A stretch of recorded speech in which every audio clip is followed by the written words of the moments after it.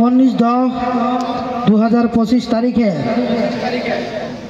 আমবাচকৰ বজাৰত অনুষ্ঠিত হোৱা শপত গ্ৰহণ অনুষ্ঠানত পৰম কৰুণাময় আল্লাহৰ নামত শপত খাই কওঁ যে মই এজন ভাৰতীয় নাগৰিক হওঁ।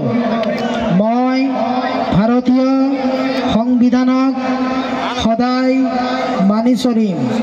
মই উত্তৰ পূৰ্বাঞ্চলত বসবাস কৰা সকলো ভাষা ভাষী আৰু ধৰ্মাৱলম্বী লোকসকলৰ ন্যায় আৰু সামগ্ৰিক উন্নয়নৰ স্বাৰ্থত কাম কৰি যাম। মই মোৰ ব্যক্তিগত স্বাৰ্থ পৰিহাৰ কৰি উত্তৰ পূৰ্বাঞ্চল সংখ্যালঘু ছাত্ৰ সন্থাৰ সংবিধানৰ আওতাত থাকি কাম কৰি যাম। মই কেতিয়াও সংগঠনৰ নীতি আদৰ্শৰ বাহিৰত কাম নকৰোঁ আৰু কোনো ৰাজনৈতিক দলৰ দ্বাৰা পৰিচালিত নহওঁ।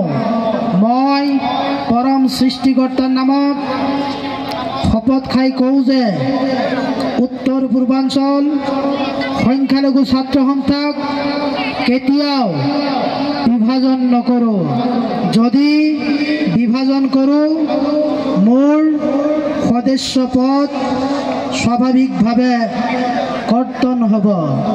জয় আই অসম, জয় আই অসম, জয় আই অসম। নেমচু জিন্দাবাদ, নেমচু জিন্দাবাদ, নেমচু জিন্দাবাদ, Nemchu long live, Nemchu long live. Badrul জিন্দাবাদ, বদরুল জিন্দাবাদ, জিয়াউল হক জিন্দাবাদ, নেমচু জিন্দাবাদ। জয় আই অসম, জয় আই অসম, জয় আই অসম, জয় আই অসম, জয়তে নেমচু। ধন্যবাদ। সকলোকে আসন গ্ৰহণ কৰিবলৈ অনুৰোধ জনাইছোঁ। লগতে ইতিমধ্যে আমাৰ সাংস্কৃতিক অনুষ্ঠান অনুষ্ঠিত কৰা হ'ব।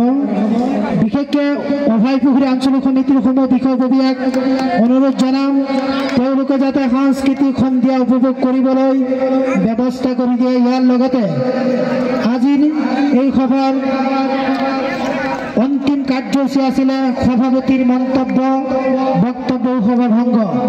ইতিমধ্যে আমাৰ অভিজ্ঞ ব্যক্তিসকলে, বিশিষ্ট ব্যক্তিসকলে আমাৰ সমাজৰ পৰা কুসংস্কাৰ নিৰ্মূল কৰিবলৈ যিসমূহ উপদেশ আমাক প্ৰদান কৰিলে, এইসমূহ উপদেশ যদি আমি মানি চলোঁ নিশ্চয় আমাৰ সমাজৰ পৰা বিভিন্ন ধৰণৰ কুসংস্কাৰ, বিভিন্ন ধৰণৰ অপশক্তি আৰু আমাৰ সমাজৰ পৰা বিভিন্ন ধৰণৰ কুব্যাধি নিৰ্মূল কৰিবলৈ আমি সফলভাৱে আমি নিৰ্মূল কৰিবলৈ আমি